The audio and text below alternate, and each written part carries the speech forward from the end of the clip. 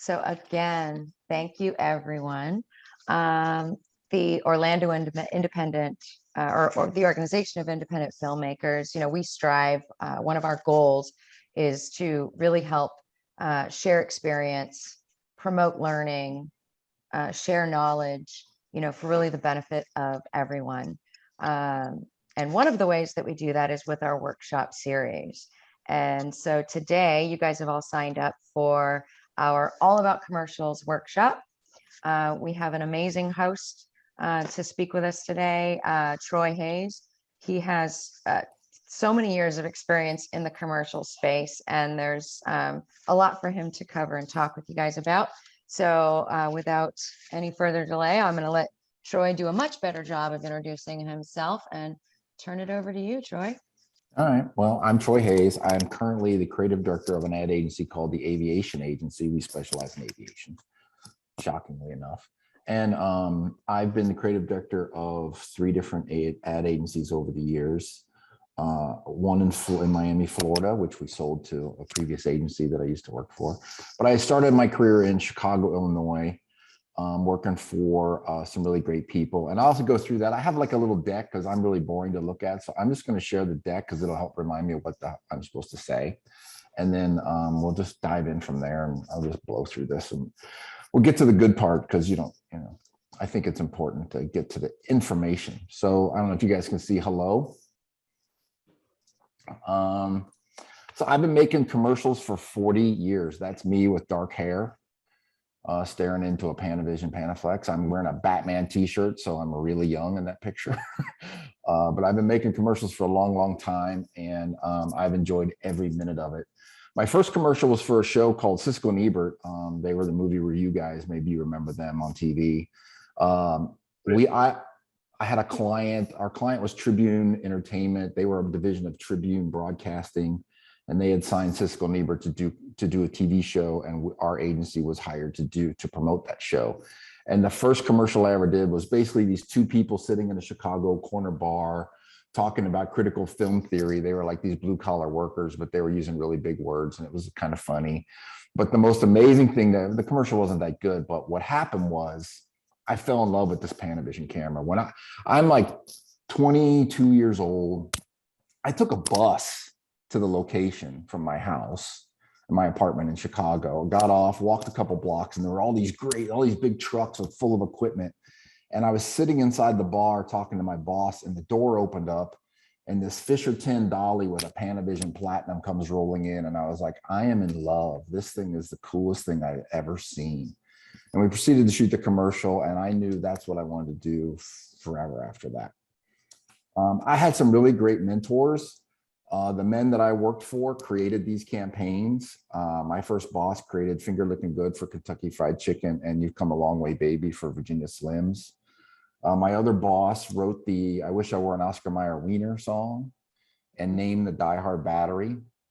And then I moved to a big agency where my next bosses, they were the creators of This Bud's For You and For the Seafood Lover in You. And then a man that I worked for a few years was one of the main art directors on Marlboro. He spent his entire career doing big, massive print ads and billboards for Marlboro. So these guys were like legends in the business, and I got to learn from them. So it was pretty good start for me. I started working at an ad agency called DDB Chicago now. And I stumbled into the Bud Light account by accident. I was 25 years old. And I started working on Bud Light, and I created the Spuds McKenzie account for, you have to remember back then, Bud Light was the 3rd most popular light beer. So now it's the most popular beer in the world. But back then we were behind Miller Lite and Coors Light. And we created a campaign for young adults so that they would be attracted to Bud Light. And I ended up doing 3 Super Bowl commercials, one of which is still ranked in the top 50 of all time. And that's how I got my start really directing for money.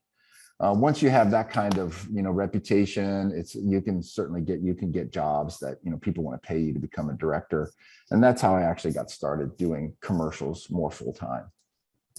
So I don't know how many of you have ever worked in an ad agency, but I think there's an explanation that needs to be made. So if you're an actor, or if you're a production company, or if you're a producer or a freelance producer, like there's sort of a mystery of how this stuff how the storyboard actually gets approved, and when it's finally shoot day, like what happened before that is kind of what I wanted to talk about today, because I think I've worked in agencies, very large agencies and very small agencies, so I think I have some perspective, and I'll give it to you from both sides.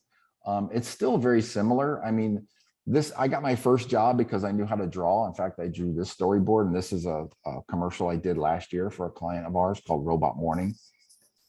And, I'm still doing the same job. I have different tools, but I still get out a pen and paper and draw it out. And then we go shoot it. And it pretty much looks like what I drew most of the time.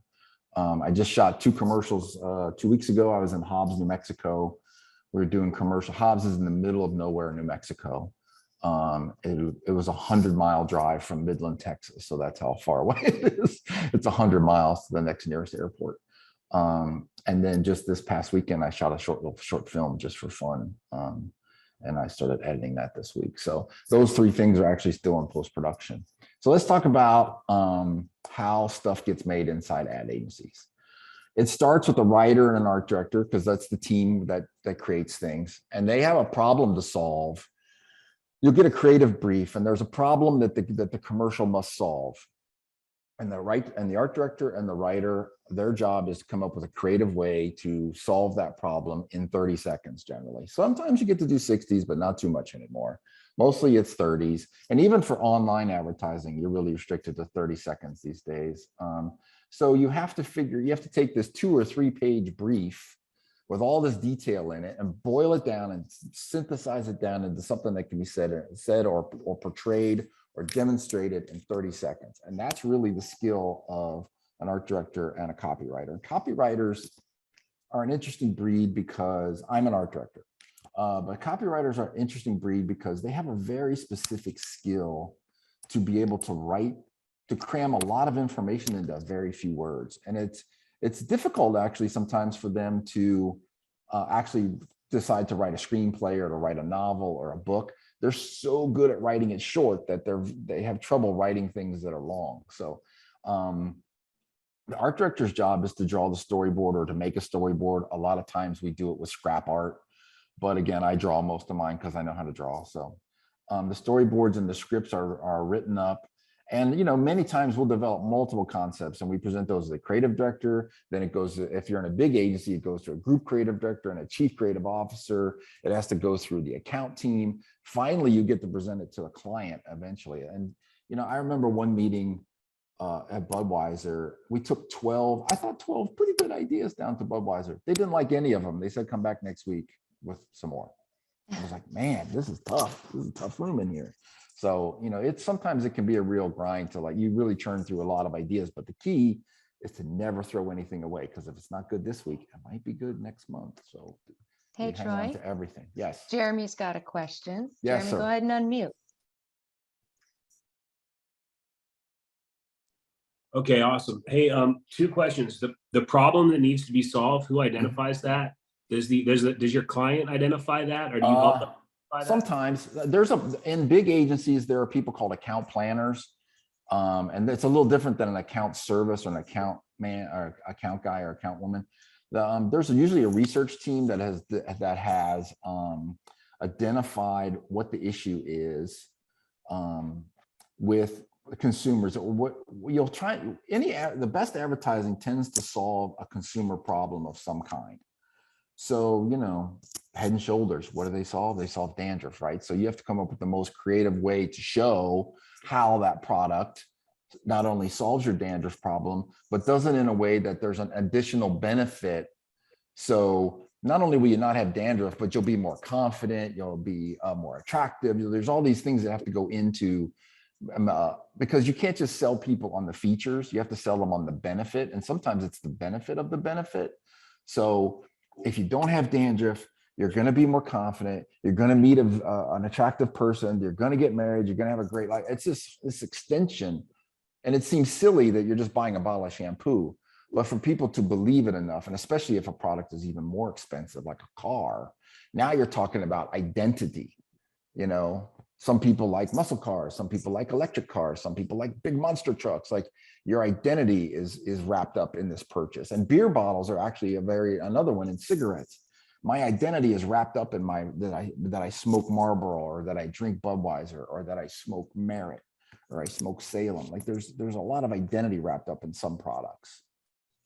And those kind of things have to be figured out ahead of time, so that when you write a commercial and you present it, the client and the rest of the team, they can look at it and say, yes, that piece of writing, that piece of creative will answer the problem that we've identified earlier in the strategy.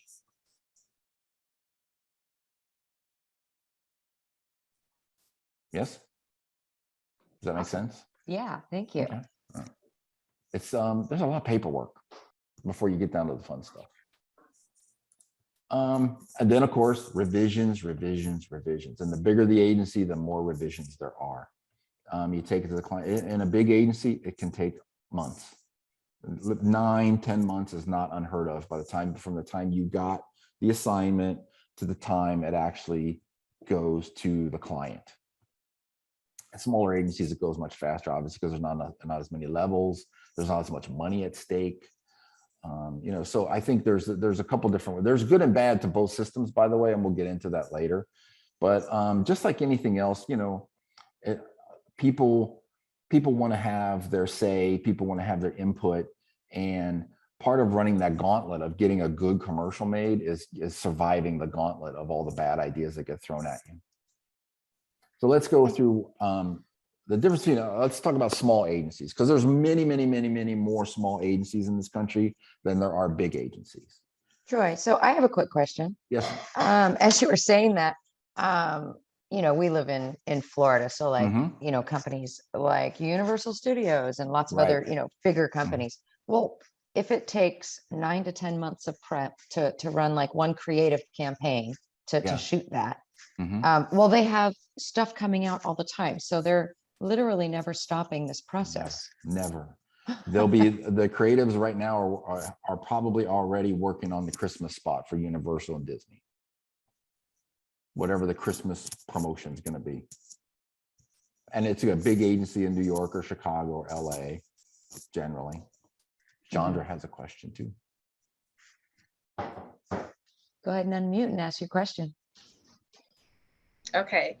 Hi, everyone. Just out of curiosity, Troy, it's interesting. There's several layers of approval in different parts of the organization that has to touch it before it actually gets released. How do you get to a point where you have a commercial that is offensive or so bad that it went through so many people, like 1,000 people, and now all of a sudden they have to pull it back? So I'm just curious how that happened, because I didn't even realize it was so many different layers. Yeah, there's a million checks and balances, and it is shocking how many times bad commercials still make it through. That people don't realize that, that thing was, offensive to women, offensive to some minority. It's like, it's really interesting. And I think there's a lack of diversity in ad agencies, and especially large ad agencies. Geez, I can't even say it even though I worked there. There's extreme lack of diversity. I remember just a few years ago, I was working, a friend of mine has an agency, and I was freelancing for him about 6-7 years ago. And we were pitching the Jeep account. And of course, all the people working there were all like, youngish baby boomer types. And of course, somebody came in with a concept, they wanted to use some Bruce Springsteen song. And I sat there thinking, does anybody under 30 give two shits about Bruce Springsteen? Like, it's going to sell in this room full of old gray haired people, but nobody on TV, the target audience doesn't care about this artist. Yeah, they know who he is, but they're not really buying his records. And I think there's just a lack of awareness of what's going on out in the real world, because they kind of live in ivory towers where everybody is kind of the same.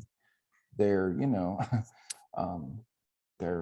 they make good money. They live in good neighborhoods. Their kids go to horseback riding lessons. And, there's just like a lack of what's really happening in the world.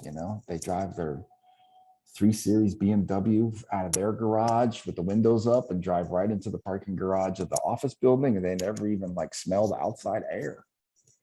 So I think that's how it happens. Thank you for that. You find a point on it.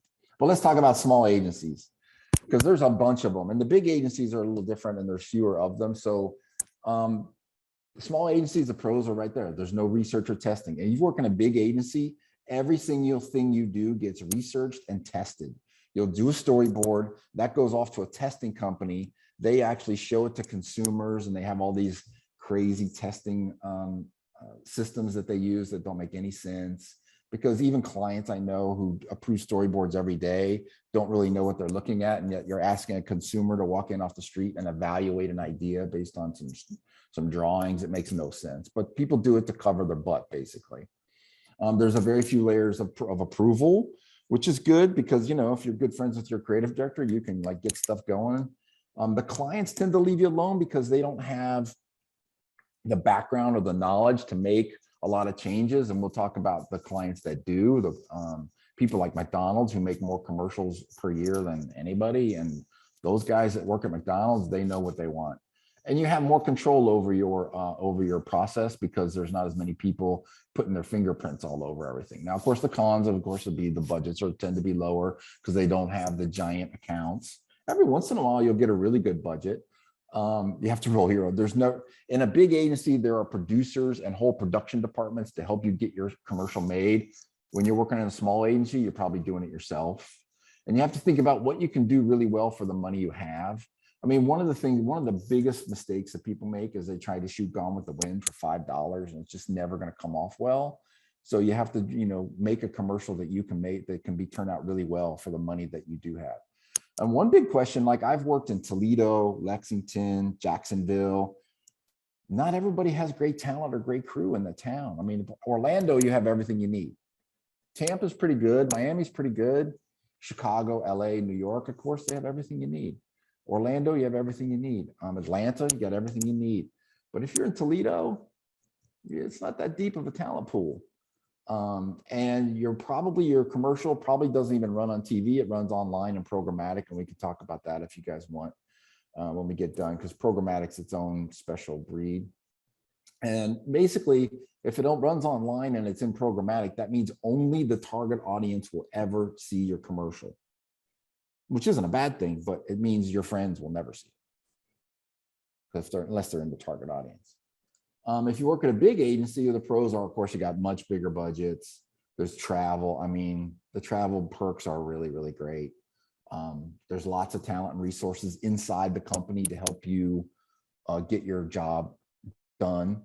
And basically, your job is to make the best commercial you possibly can. I used to joke that the creatives in a big agency are kind of like thoroughbred horses. You just sit in your stall and you wait to be called out to race, and then you go run your race and you go sit back in your stall and wait for the next one. You really don't know what's going on in the agency. You have no idea. Your job is just to make the best commercial you can make, and you win or lose based on that.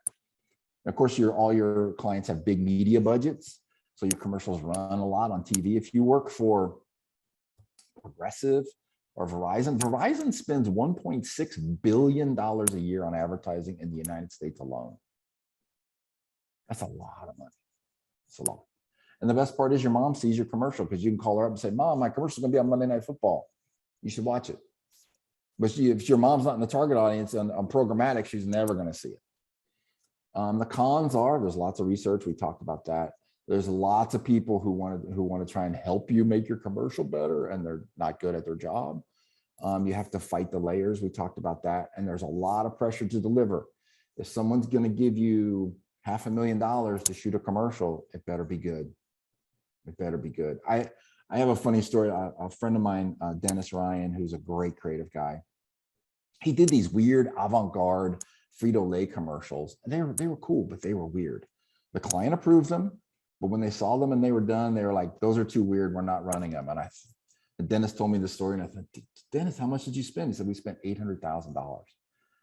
And this is 30 years ago. And I said, are you afraid of getting fired?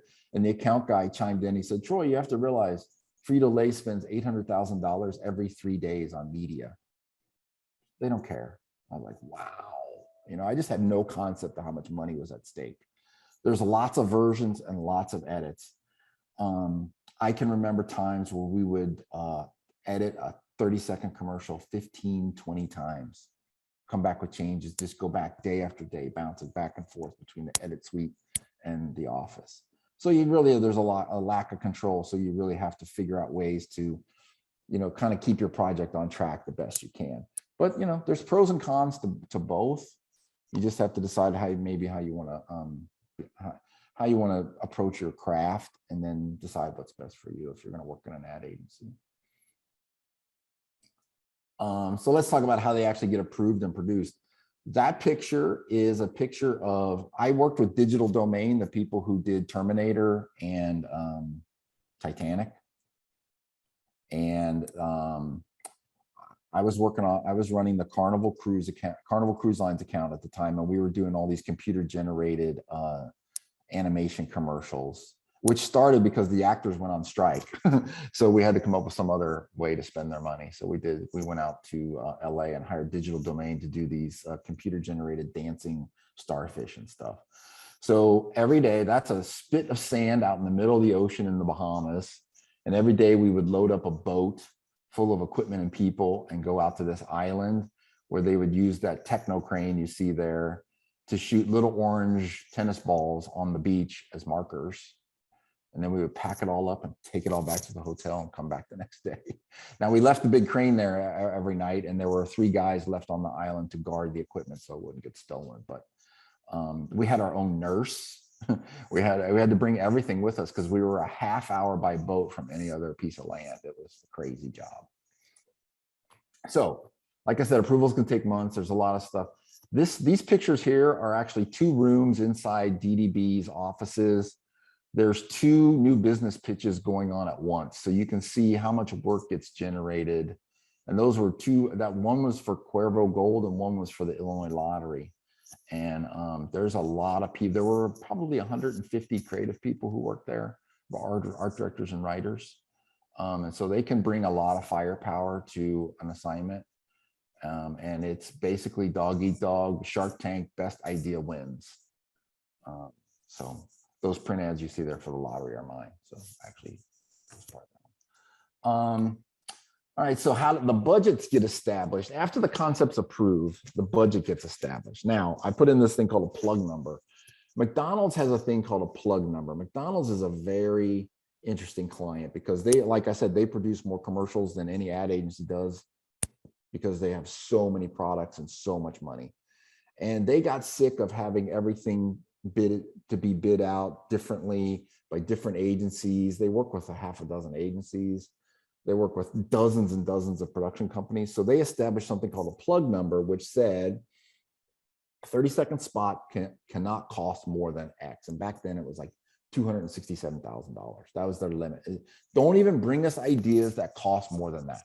We're not listening to you anymore. So it can happen. Sears, they made deals with production companies for a lower markup, and you basically had 6 production companies to choose from to shoot your commercial. That was it. You had to use one of them because they had made these deals, and they were fine production companies. But normally the bidding process is we have multiple production companies. I don't know how many of you are in production, but we tend to bid 3 production companies, sometimes 2. Very rarely do we just get to bid 1, but it happens. And we have to go through the entire storyboard, the ideas behind the storyboard, the schedule, what we're looking for. It's an involved process to actually do a bid for a commercial. The worst part of all that's happened in the last 20 years are director treatments. I feel so bad for the directors who have to come up. I present them with my storyboard. It's 12 frames. I got some ideas about how I want it shot. They are then tasked with coming back with mood boards and more involved storyboards and samples of effects and all this crazy stuff just to get the job. And I just think it's a big waste of time, but I don't know when that started, but it seemed to start about 15 to 20 years ago. And it just has become standard operating procedure now. And I think it's totally unfair to put people through that much work just to get the job. Finally, we select the director and production company. We take that to the client. Of course, they approve it sometimes. Most of the time they do, because they can see the value. Because honestly, there's a lot of times we have a favorite production company or we have a favorite director and we give them more information than we give the other ones. It's not always a fair bidding process, I'll be honest. So generally we get what we want, but it's still not, it's probably the least fun part of the whole process for me. Because let's say it's a big expensive, let's say it's a $50,000 spot. People get their hopes up. They want that job. And when you don't get it, it's a real bummer. I've been on both sides of that fence. So then we go into our first pre-production meeting where we sit down, we have to talk about everything. And in fact, I would rather be involved in the pre-production meeting than I would go on the shoot, if it's up to me, because all the important decisions are made in pre-production. Once the location and the sets and the wardrobe and all the stuff has been decided, there's not that much left to do, really. It's time to execute. And in fact, if you work for General Mills, they tape record the pre-production meeting. So if you say Troy's going to be wearing a red shirt in the commercial and Troy's wearing a pink shirt in the commercial, you're going to have problems with General Mills. They're going to be upset. So a lot of the decisions get made very quickly. They do shooting boards. The production company will do more detailed boards with all the cutaways and coverages, or maybe they'll just do a shot list. That's cool. Either way, I'm happy. I just want to know what we're doing and when. We'll do casting callbacks and approvals. I don't know. Casting has changed so much. I don't know, maybe some of the actors can chime in, but you used to have to sit in the room and watch people perform live, and they got one, maybe two shots at doing it right, and then that was off to the next person. And now it's so great because I get iPhone videos that they shot at their house, and I don't know how many takes it took them to get it right, but it shows me they can do it, and I don't have to sit in a room and for hours and hours on end, and I actually like it better because I can skip over the ones I really don't like and get to study the ones I do like instead of having to sit through a lot of live performances. That is really not really fair, because standing in front of people in front of a purple modelly background performing isn't the same as performing on camera. It's more like doing a play. It's not like doing film acting. So it wasn't ever really a good judge of who can do the spot. Whereas when you do it on video, even if they're shooting it themselves on their iPhone, it's really much truer to the process, if you ask me. We'll set the shoot date. Got to book the talent, the crew. That's where the producer can. This is like the job of the producer. And if you work in a small agency, you're doing all this stuff yourself, and it gets really time consuming. I mean, I just did it 2 weeks ago in Hobbs, New Mexico. I had to do all this myself because we don't have a producer. And I pretty much reached my limit of what I'm capable of pulling off, because it was a lot. It was a lot. But finally, the shoot day arrives. And that's, a great day because, like I said, I love all the gear. I love the excitement. I love seeing the lights come off the truck, even though they're little LED panels now. I just like the fact that there's so many people on, even if it's a small crew, there's so many people who have come together on that day to help my little idea come to life. And that's just an exciting thing that makes the 9 months of struggle worth it to get to this point where it's like, now, today is the day where everybody says yes. Before then, it's all no, no, no, no, no. But now it's yes. And it's a great day, and it's a challenging day because there's a lot of nervous people around.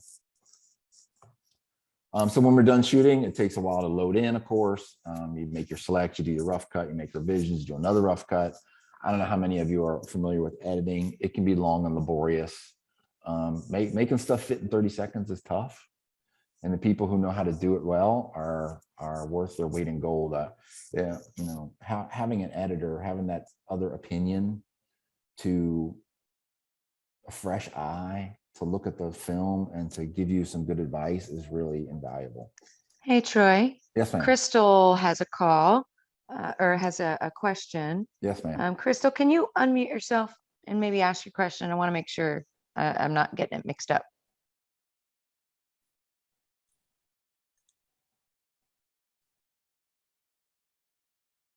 Hey, so my question is, what is if there is one, the standard that you see between when the casting call is released versus the shoot date. So in other words, if I, as an actor, were to see the casting call be released as soon as it's released, what is the standard time that we would have before we need to submit it and then shooting? Because I know I see some casting calls sometimes that's like, oh, we're shooting in 3 days or something. So I didn't know if that's a standard for commercials. Sometimes it is. Sometimes it is. That usually they're much. Usually you have a week or two. And you know, normally an ad agency will go through a talent agent or a casting agent, and then they will manage that entire process. You know, I throw stuff up on Facebook just because I need a voiceover or one person. It's like I don't need to like go through a casting or talent agent for that.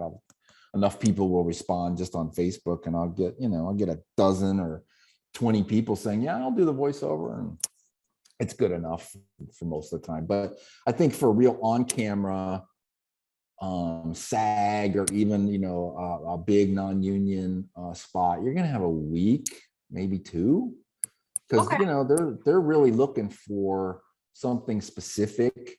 They're looking for, you know, they're not ready to, they probably have the budget that they're not going to settle for the first person that walks through the door. Whereas if you're doing, you know, something just silly, you can, you know, I'll take that. That's fine.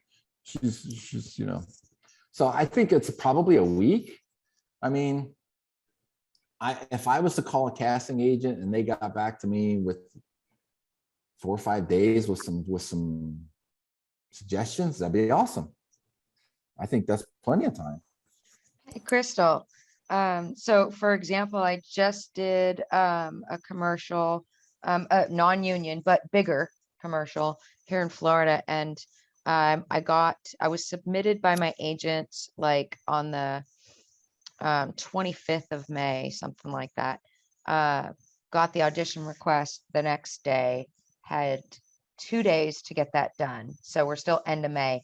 And we just shot the commercial on last Friday. Wow. Yeah. That helps. Thank you. Actually, that's a good, I'm glad you brought that up. Most of the time throughout my whole career, it's been 3 weeks. Once the thing's approved, the budget's set, everybody's ready to go, the agency, the client, everybody's like, yes, go. It's a week of prep, a week to shoot, and a week to edit. That's kind of how it falls out these days. And of course, you have 10 days of prep and 3-day shoot, or, you know, 1-day shoot. And then you got 10 days to edit. Like that's kind of, you know, to get the first rough cut. And of course, if the rough cut's good and everybody's happy, well, then you get the finish quicker. But if it's a disaster, then, you know, the edit tends to drag on. But 3 weeks is kind of average. 4 probably if it's a bigger job. But, you know, if you've got effects or something being layered over on top, you've got a lot of like after, you know, you got to do like some CGI or something. Now, anything involving animation, forget it. All bets are off. It's 8 weeks minimum. Don't even talk to me about getting it done quicker. I just did a stop motion animation spot in the beginning of the year with a great stop motion animator named Trisha Kemp. You go to trishakemp.com. I'm going to give her a plug because she's great. And, you know, she just does stop motion. So she's in Utah of all places. I found her on YouTube. She was 8 weeks.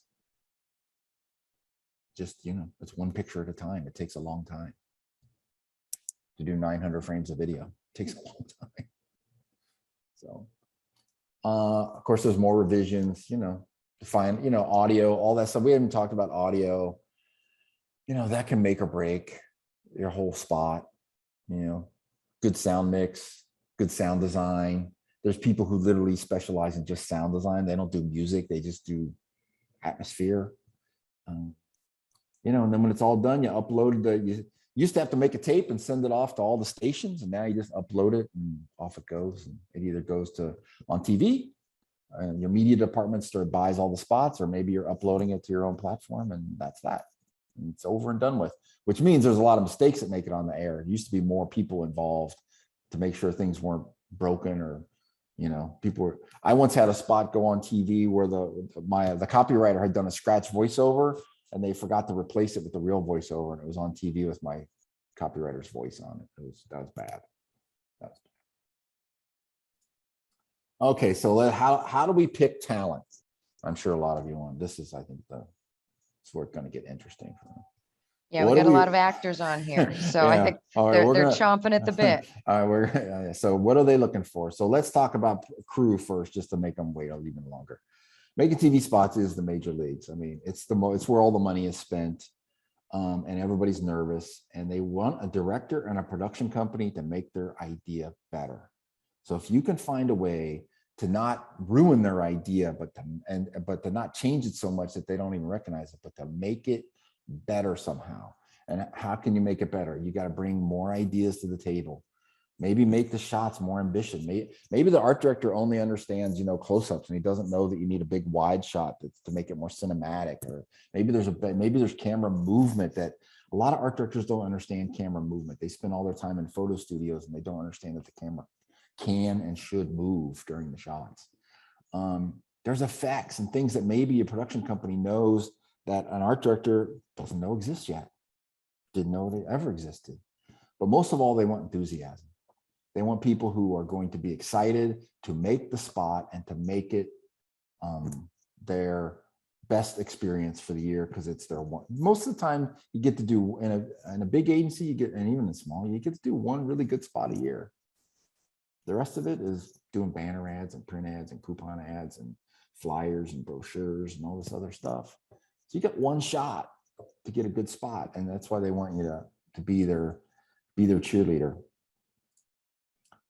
Okay, so on the actor side, we need actors that understand the relationship to the camera.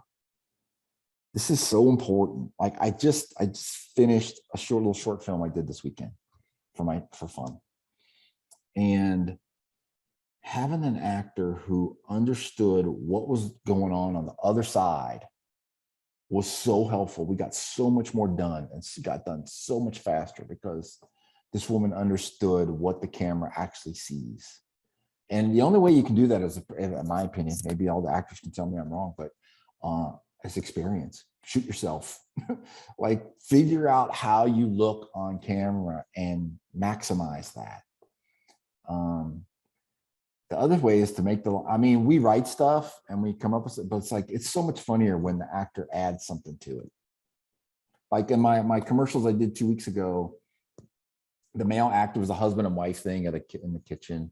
And the wife is supposed to be kind of mad at him, kind of aggravated with him. And she turns to walk away and he just leaned in and is like, I love you. Like nobody wrote that. He just did it. And it was like, it's in the spot because it was great. And he added that and it was in character and he made the spot funnier and better because he was thinking about how this would really go down in his own household and what he would have to do to make up for aggravating his wife. This third one is actors who want to act. Some of them don't seem to be happy in pretending to be somebody else. I get a lot of this, well, I would never do that. I wouldn't wear my hair that way. I would never say that. It ain't you. You're supposed to be a character. So I thought you got into this because you wanted to pretend to be somebody else. This is your chance. And I run into a lot of, especially on the model side, they just have this thing they do and they stick to that. And it's like, it's so safe and boring and it's kind of worn out. So if you're going to show up, embrace it. Leave, your dignity at the door. We're like, So yeah, Troy, let's see what happens. I got a question. Mm-hmm. As you're talking about that, because I work both sides of the camera. So when I get commercial auditions, sometimes the directions, the instructions were given on what they want to see. I'm not talking about the slate so much, but the content. It kind of, not to be mean, but some of it kind of seems contrived and boring. It's terrible. They because the strategy showing. They're trying so hard to say what the client wants to say instead of what needs to be said. So what are your thoughts on how, in theatrical auditions, it feels easier for, I think, actors, for me anyway, to put a button on it, to put something, in the end that I think that, it's encapsulating this character. So you're still in character, but you don't get a lot of character info other than for commercials, other than, Your 35 to demographics, 40-year-old mom. You know what I you're mean? right. That's all So- you get. So like, what kind of mom is she? A happy mom? Is she a sad mom? Is she a psychotic mom? Is she like So a soccer? Yeah, how they much- they never thought it through. So how much in commercials would it be of a risk to do something, not inappropriate, but surprising I think that isn't what they asked for. You know what I mean? Yeah. Like something different. Well, I mean, if you're doing your own videotaping, see, this is where it Which goes is back. what it This is. is where it goes back to the old days where you had like one, maybe two shots of doing it live in the room. Now you've got your iPhone and you can send them. This is what you asked for. This is the way I think maybe this is an idea we had that like send both. Somebody like me would be very grateful for that. I don't know that everybody would. I don't know, but because I mean, if they say it's okay, like my rule of thumb is if they don't say send one take, you're getting two. Send two. Of But course. sometimes they specify you're only able to get one take. So like Yeah. Chandra's asking, how much is too much? I think 2 or 3 is fine. I really do. I mean, I did a spot a couple of years ago with a woman that she had a lot of, it was very heavy lifting. It was a cancer thing. So, she was trying to convince her husband to go get a second opinion. It was very dramatic and it was raining outside and all that good stuff. And it was like, she sent 3 takes that were all, she got more and more emotional each time. And I was like, yeah, this woman's, I know I'll get whatever I need out, I thought it was well worth her doing the three takes. Now, if you're doing everybody loves to drink Skippy peanut butter, like, I don't know what you do with that. Like, that's just a bad spot. Hopefully you look like the part they want, because the dialogue is irrelevant because they're just spewing, copy points that the client wanted to cram in there. There's a lot of that, I'm sure. I try not to do those, but for a lot of reasons, but they're no fun for anybody and they actually don't work. Those kind of commercials don't work. Well, thank you. Thank you for that. So actors, this is the most important slide of the day. We're sitting there, our whole lives are depending on this commercial going well. Our whole year depends on it. And we just basically ask ourselves, do we want to spend 8 hours with this person? That's really, because there's, there's people who are talented, and then maybe we got 3 or 4 really good choices. Maybe we got 2. And what will it come down to? It will come down to this at the end of the day. Do I think this person is going to help my day, or are they going to hurt my day? And this is the most important part. And it's hard to do when you're on tape now and you're not in the room. It's one of the toughest things to do when you're sending in an iPhone video instead of actually meeting them in person, So I think, but this is critical. And I've actually run this by a lot of my agency friends, and they're like, yes, you're exactly right.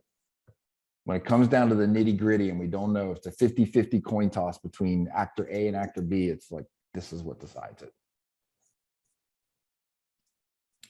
So I have a few rules. Know your lines and try and come up with more than one way to play them. That's all I ask. Just 2 ways would be great. Stay away from my video village, because I got clients to deal with and I don't need you coming over and chatting up people and getting in the way, because we're busy over here evaluating every little thing you did and trying to decide if we can move on or not. And the client is super nervous and I got to convince them that this is okay and it's time we can move on. I don't need more opinions over there at Video Village. We'll be friends later. Believe me, we'll be friends, but not right that moment. And it's happened so many times where, and actors want to see the playback. That's great. And I always try and give them the playback as much as possible. But on the larger shoot where there's the whole Video Village with the chairs and the screen and the snacks and the magazines and all, it's like, just don't go over there. Just let the client be the client and, stay out of their hair. Go watch playback with the camera guy or something. Get a screen from over there with the looking in the little eye cup thing or whatever. It's important. So why are these clients so nervous on the shoot day? What is their deal? Why are they such, you know who they are when they walk on the set, right? You know exactly who the agency people are, and you know who the agents and the client people are. The agency people, they travel in threes. There's usually two guys and a girl, and the guys are 40 years old and they dress like they're 12. And so they got a backpack, and it's like they're, you know who they are the minute they walk in. And then the agency, the client guy and the client woman come in later. They got their khakis on and their golf shirt, and they're on casual day and they're excited to be out of the office and it's going to be a great day. And they come in much later because their call time is much later and they don't need to be there watching guys set up lights and stuff. So they come in later with their more expensive coffee, and they're like super excited to be there, but they have no idea what's happening. They just walked into a dark room full of lights and a bunch of artistic people, and they're like, what the hell? So here's why they're nervous. Have you ever spent $300,000 in one day? It's nerve-wracking. It really is. This is something I learned late in life. Marketing people get bonuses based on how well the advertising does. So their annual bonus, they may get like a decent salary, but if they want to make real money this year, the spot needs to work. So they are really nervous about this. And I don't know, a client, I haven't come across too many. McDonald's and Budweiser would be exceptions. They don't really understand what we're doing. They really don't get it. I was shooting a commercial for SC Johnson, and the client came up to me and he said, why aren't we shooting the first shot first and the second, like in the storyboard, like in order? I'm like, well, because we start with the wide shot and then we go to the close-ups, and then we do, we have like a system to make this be efficient. So, we get rid of people as we go, we do the big crowd shot, and then we get rid of the crowd and we concentrate on, there's a whole reasons for all those things. They have no concept of any of that. So they don't really know what's going on. So it makes them really nervous because they're generally our control freaks. They lead really different lives from all of us. They work in an office and they stare at spreadsheets all day, and they go to meetings and answer emails all day. And it's a very corporate world where conformity is the norm. And then you get to production and it's all a bunch of, like bohemians who have like creative jobs, and they just don't know what the heck to think about any of these people.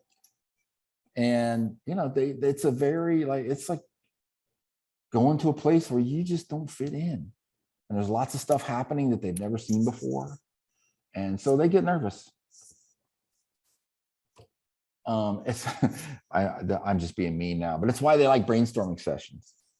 It's a safe way for them to like have fun and be creative without actually having to actually deliver anything, because they never come up with the good ideas. It's always the creative people who come up with the good ideas. They just get to play along and have snacks and play with the little toys you leave on the table. But if you do have a client who is truly good, who has a lot of experience, they are so great to work for. They really are, because they know, like, you do the first take, and the client is like talking in my ear about how to change the dialogue. I'm like, dude, we did one take. Like, give me 3 takes to at least work it out. Let's see if it gets better. Like, they want to change, they want to fix it so fast. And it's like, dude, just calm down. And then I always tell every client that if you see something that's wrong, that's not right, if the product's turned the wrong way or the lighting looks weird, don't tell me right away. Wait 2 minutes, because I'm sure somebody on the crew sees it and they're going to fix it. Before, you don't need to say every single thing that is wrong all the time, because they'll get to it. They're just doing other things right now. But it's really like, it's that nervous thing that comes out of it. And the really good clients, they know that all this creativity can really help their careers. They know that if they let us do our thing, they're going to get all the credit anyway. So they're worth their weight in gold. And if you can work with them, try and find more ways to work with them. That's been my goal for my whole career, is to work with the good ones and to get away from the bad ones as fast as possible. Be nice to them. We need them. We need their trust. And we need their money, because they control the purse string. So, I have a guy I used to work with that he made good friends with the people who ran the Illinois lottery. And every time the Illinois Lottery fired their ad agency and hired another one, they made sure that that agency hired Bernie. He had a job for life because he had made friends with the Illinois Lottery client.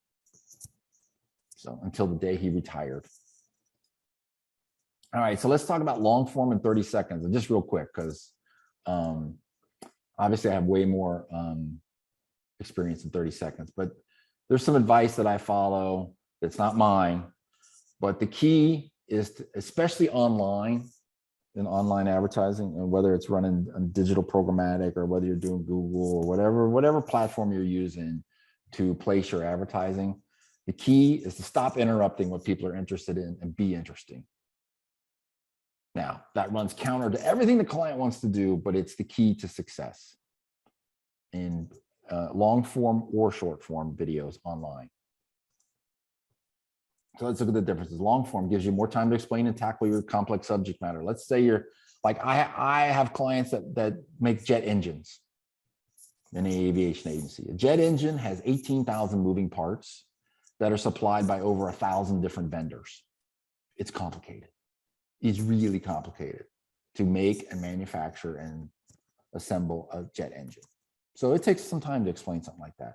You can be really more, have a lot of information. You can have the nuances, but the key is to make your long form a story and not a list of bullet points. Most clients just want to list the bullet points. And it's like, that's not a story, and I'm not going to. When I'm online, I have full control. I don't have to wait for the commercial. I can just click and you're gone. So you better be interesting.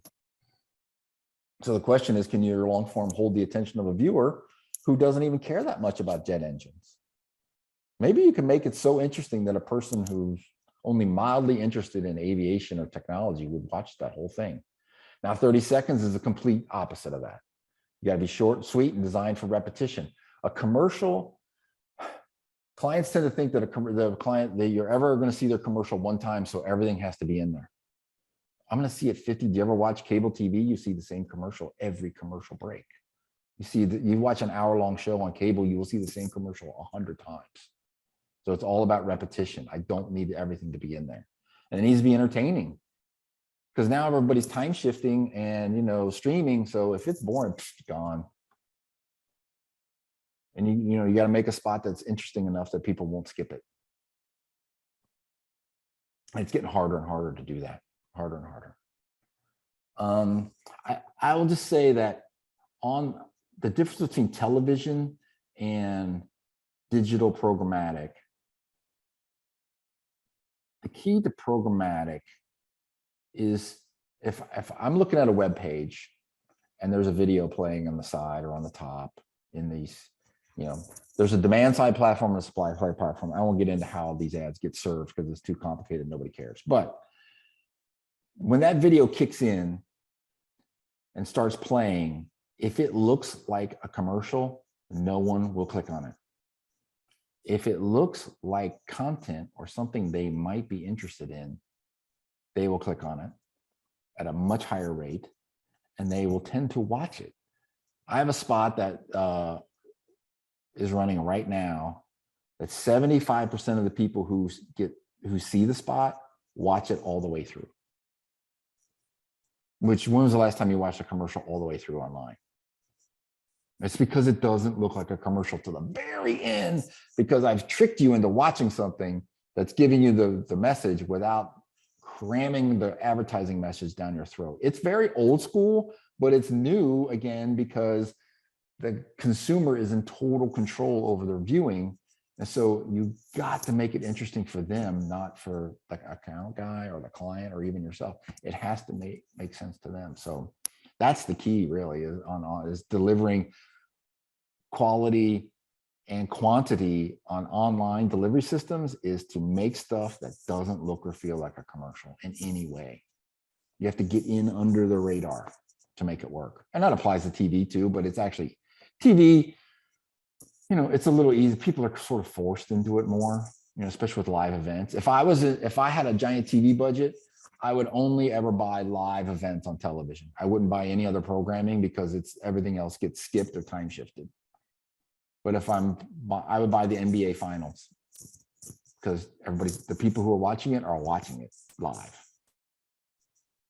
So, and things tend to not get skipped as much. So I think that's the end of my show. Very cool. So I think you'd mentioned it a few times. I'm wondering if you can go into a little more detail. I'm Mhm. sure I'm probably not the only one that doesn't know a lot of about the programmatics. So what are those? And Okay, so if you do Google ads, if you're buying Google ads for your client, you buy ads on the Google network and you put your video up there, and basically you wait for someone who matches your demographic to come by and find it. It's like leaving bait on a trail and waiting for the animals to come by and snatch up that bait. Programmatic works a little differently in that there's an algorithm that the programmatic, and we work with a company called Genius Monkey. They buy about $600 million a year worth of programmatic for all the clients that they work with. And we have the top 2 out of 10, I think, top 2 out of 10 ad performing units on their entire network. So programmatic, it's like a stock market for advertising. Every web page has advertising units for sale.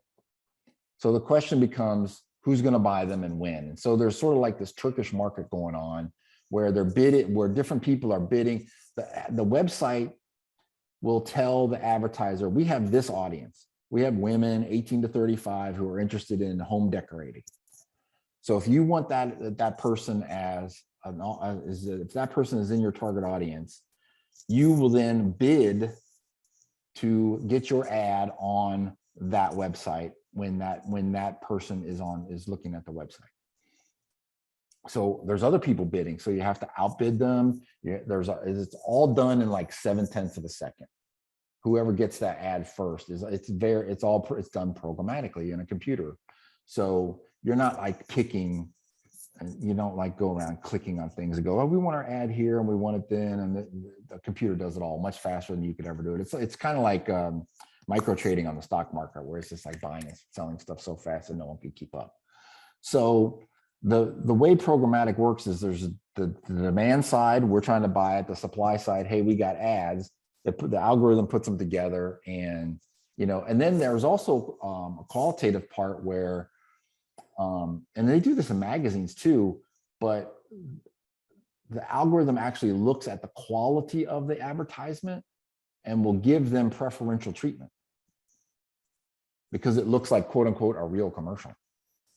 It's not just some, types flying around with, it looks silly, because they want their website to look professional. So there's that, they actually build that into the algorithm. So the better you can make your spot look more professional, the more chance you'll have at performing better in algorithm. And programmatic is where all the money is these days. I mean, everybody, because it's so targeted, it's so efficient, because it actually, instead of leaving bait on the trail, it goes out, and the algorithm goes out and hunts for where that audience is. Once it figures out who the audience really is, it'll say, Danielle clicked on this ad.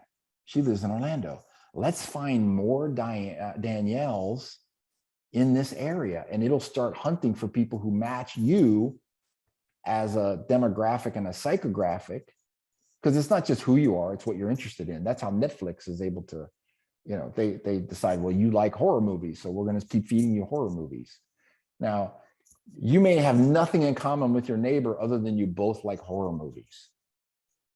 So there's psychographic elements that go into picking the algorithm uses too. So it hunts down the audience for you rather than waiting like Google does. It's much more efficient. okay, so is this why when we look at like some small thing, I looked at, if you look up baby strollers, you're just getting bombarded with it's called retargeting, which is the most efficient and also most annoying advertising in the world, because they figure you love baby strollers. You're like, I just looked at it one time, I swear. Somebody's got their hand up, I see. Oh, go ahead and unmute and ask your question. Hi, Troy. Thanks for doing this so much. I make commercials. I'm a production company. I'm a director, DP. I made spec commercials. Starting out, I made commercials for clients locally in the Phoenix area in Arizona. Yeah. I want to get in and make connections with, we do have some ad agencies here Yeah. to do production for them, direct for them, Mhm. or DP, just whatever Yeah. they're needing, either of those two. Want to see what your advice would be on how to make those connections. At the ad agencies? Yes. Yeah, I think, well, Phoenix has a couple of big agencies. I would assume they have dozens of small agencies as well. I'm sure there's an ad club or some kind of 4As or some or association of all those agencies they probably belong to, because they want to give themselves awards. So there's probably an award show every year. So Yep. Get involved in that, volunteer to do stuff. Don't shoot anything for free, because then they just think you're free all the time. Like, it's the best advice anybody ever gave me. It was like, and every time I've done something for somebody for cheap, it's never led to anything. Like, hey, I just did this PSA for you for like $2,000, and then they gave all the good work to somebody else. Like, you just get pigeonholed as the guy who'll do stuff for free. It never really leads to anything. But I think if you can get your work in front of those people, we used to have sales reps who would go around and show reels to art directors and writers and producers. Now it's so hard because nobody, you can't get in the office. They're not even in the office, and everybody just wants to look at everything online. I think you could probably, maybe you could partner with a digital agency to, like, maybe they could buy some ads for you, and you could target those agencies in your market. And then you could actually, my aviation agency, we spend tens of thousands, maybe close to $100,000 every year advertising. Wow. No other agent, we don't know any other agencies that spend any money advertising. But we do it all the time because we believe in what we're doing. And we have a niche market. So you have a niche geographically, and we have a niche in a category. So we only do aviation. So there's only 2,000 companies in the whole world who can even work with us. So we kind of know who they are. And so you can make your list. Here's the other thing I would do. Everybody opens FedEx packages. Everybody. If a FedEx package comes, you open it. You don't throw it. A direct mail gets tossed right in the garbage. But if a FedEx or a DHL or whatever brand you want to use, I don't care. If it comes in that serious envelope, everybody opens it. So if you've got 10 ad agencies you want to work with in Phoenix, I'd come up with cool stuff to put in those envelopes, and I keep sending them stuff. It's $25 a shot. I know it's expensive, but it's better than having your direct mail piece get tossed in the garbage. And we've used that tactic quite a bit. I actually, when iPod first came out, when they were like the little chewing gum, the little it was like the size of a chew and had the little wheel on the front, the little mini iPods. We, an agency I worked for in Lexington, Kentucky, we put the client's ad message on there and then just mailed them out. They're $100 a piece. But this client made plastic PET bottles, so they only had like 100 customers in the whole world. So it was $10,000 for them to buy iPods, and then people just kept the iPod, and it was like they got rid of the ad message right away and gave the thing to their kid or whatever, and they had a free iPod from this PET plastic company. But a thing that gets in the door that they don't throw away, like a postcard, right in the garbage. But if it comes in a FedEx or a DHL or a UPS, they're going to open it. So whatever's in there, make it worth their while. That's what I would do.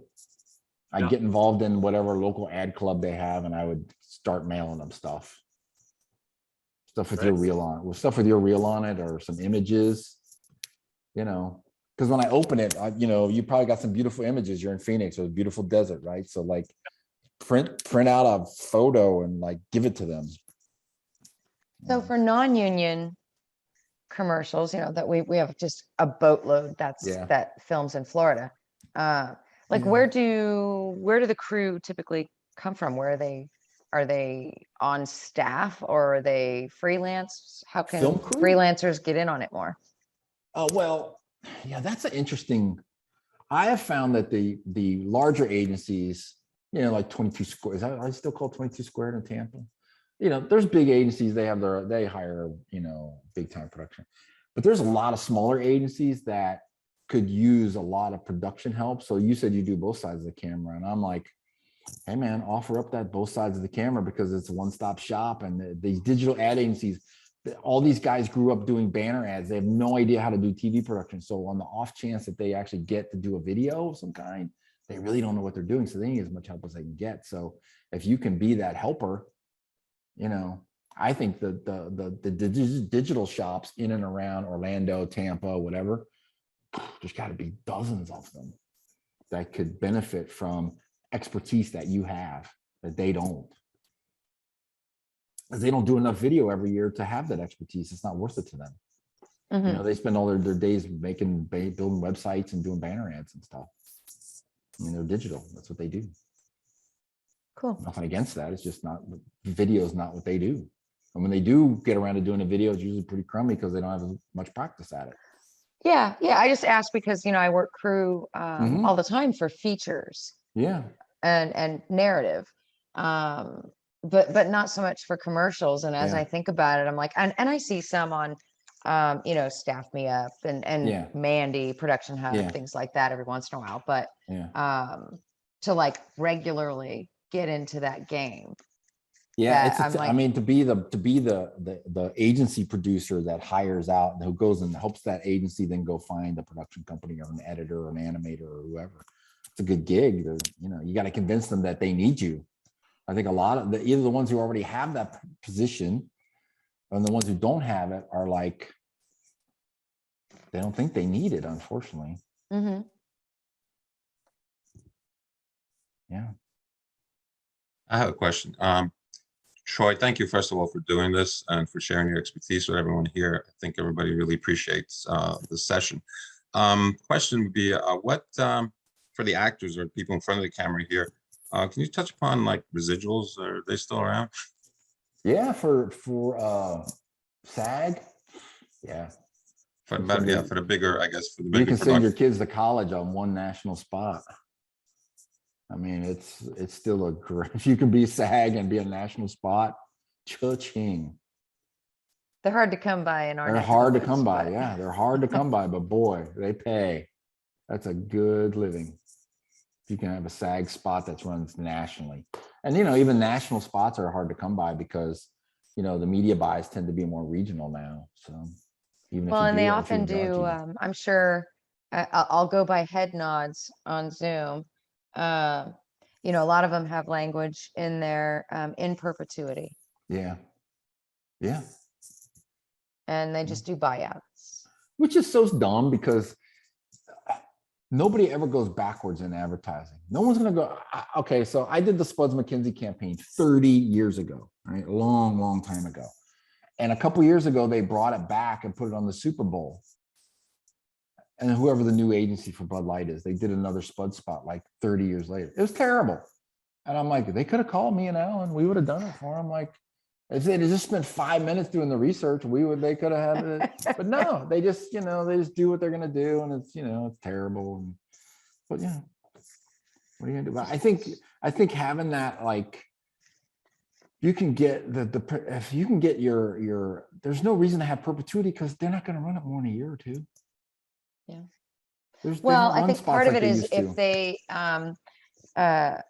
it kind of like, does it require perpetuity though? Sometimes if they use it online at all.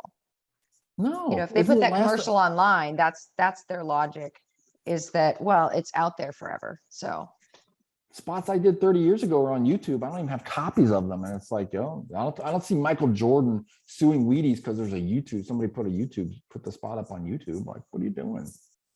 Well, I've been advised, I've heard people, you know, advise talent to, you know, well, just don't do things that are in perpetuity.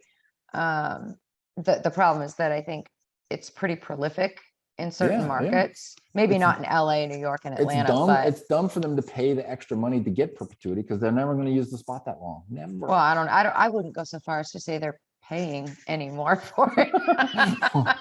Well, maybe that's the way to make it stop. I see somebody's got their hand up. Yeah, Sean, go ahead. So I have a question about getting work in this industry.